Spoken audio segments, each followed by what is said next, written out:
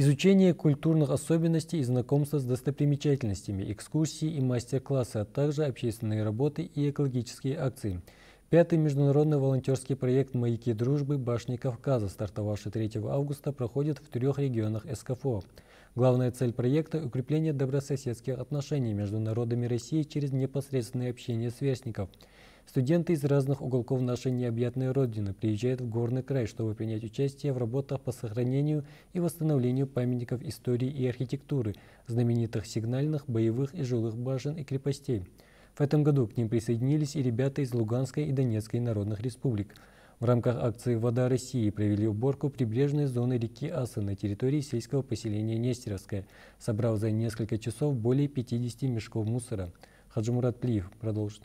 Юбилейный 5-й международный волонтерский проект «Маяки дружбы» не мог обойтись без региона, в котором это самое молодежное движение начинало свою деятельность. В этом году масштабная акция под названием «Башни Кавказа» проходит в 3 субъектах СКФО с привлечением 45 человек из регионов России и добровольцев из Донецкой и Луганской народных республик. Волонтерская инициатива призвана обратить внимание широкой общественности на элементы культурного, исторического, национального наследия, а также способствовать укреплению дружественных связей представителей различных этносов и религий, населяющих Россию и зарубежные страны. Собрать людей разных, скажем так, национальностей, разных вероисповеданий и показать, что несмотря на те стереотипы, которые закладываются у людей, на различия в нации и народности, даже менталитета, люди все равно могут вместе работать, могут рассказывать друг другу историю, обычаи, традиции. Ну, конечно же, самое главное – дружить. Ведь у нас есть основной девиз нашей команды, ну, вообще нашего проекта – это помогать. Помимо проведения субботников, которые проводятся в горах и устьях главных водных артерий Ингушетии, в программу пребывания волонтеров входит погружение в специфику культуры нашего региона.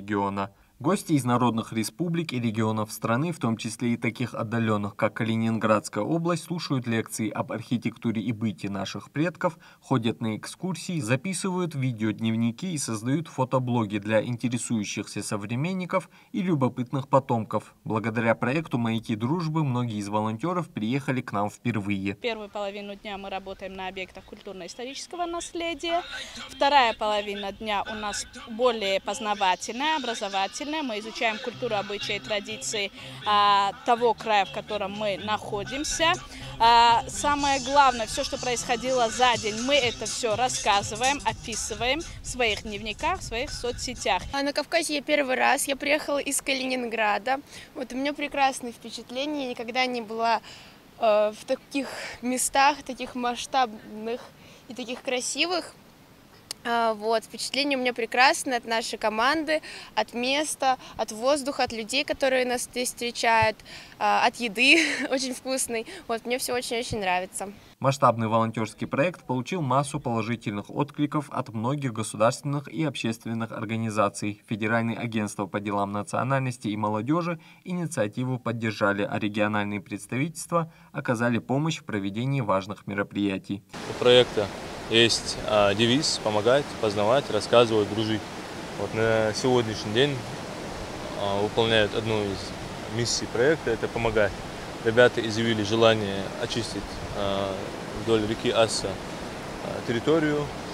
Эту акцию поддержало Министерство природы региональное, Комитет по делам молодежи.